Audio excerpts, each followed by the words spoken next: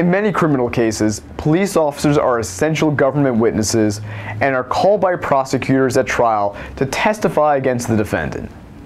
In some situations, the government's entire case against you relies almost exclusively on the testimony of just a handful of officers. I frequently see this in driving under the influence charges, where 1 or 2 police officers are responsible for initiating a traffic stop, conducting field sobriety tests, and taking a suspect's breath sample.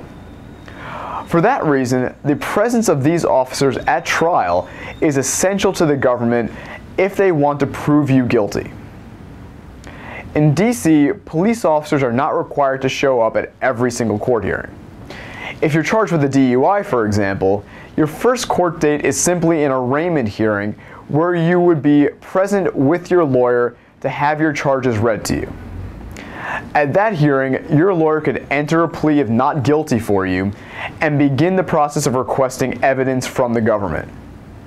But since no testimony is required at that hearing, the officers who arrested you don't have to show up.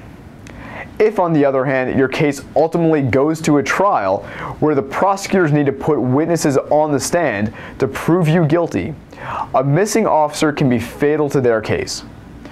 If the government can't proceed without that officer, and they can't provide a very good reason for why the officer isn't present, your lawyer can ask your judge to dismiss your case.